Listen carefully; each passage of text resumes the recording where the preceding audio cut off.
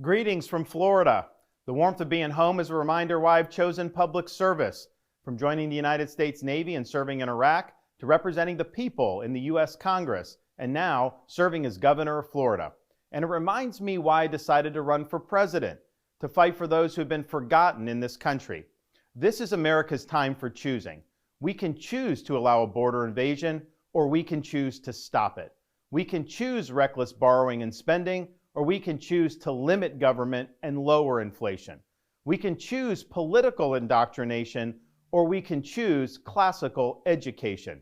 These choices are symptoms of the underlying struggle to ensure that constitutional government can endure and that Western civilization can survive. And we launched this campaign to bring accountability to government, regain sovereignty at our border, and restore sanity to our society. We cannot succeed as a country if we allow our nation to be invaded, our currency to be debased, our cities to crumble, and our kids to be indoctrinated. The DC elites who facilitated this mess do not care about you, and they do not work for you. They work for themselves. They seek to accumulate power at your expense to pursue an agenda that is harmful to the American people. Citizens do not serve politicians. It is the duty of politicians to serve you. Talk is cheap. Actions speak louder than words. Reversing the decline of this nation requires leadership that delivers big results for the people we are elected to serve. I have a record of leading with conviction, championing an agenda marked by bold colors, delivering on my promises, and defeating the people who are responsible for our nation's decline. That is the type of leadership we need for all of America.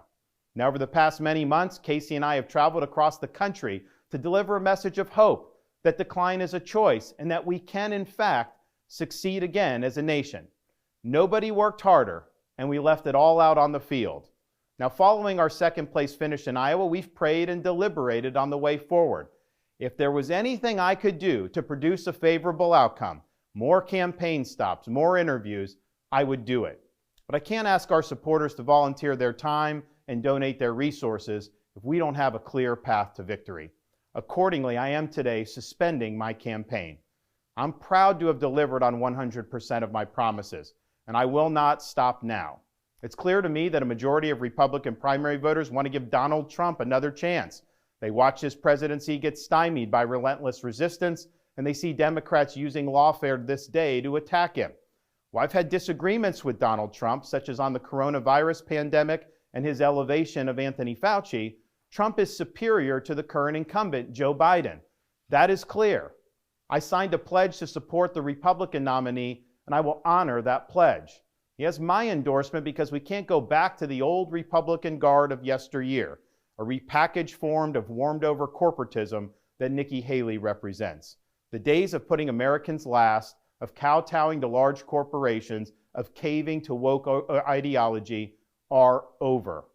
I thank all of our passionate supporters who have stood by us through it all. That we had people volunteer to come to Iowa in the middle of a blizzard to knock on doors and make phone calls touched us dearly. No candidate had more thrown at him, but no candidate had so many committed volunteers and staff. Finally, I want to thank my wife, Casey, and our kids, Madison, Mason, and Mamie. Casey's gone far above and beyond in her support for our campaign and for our cause. She's not only a great wife and mother, she's a great American who cares deeply about the future of the country that our kids will inherit. Our kids have seen and done a lot on the trail, from playing on the famed Field of Dreams baseball site in Iowa to making their first snowman in New Hampshire.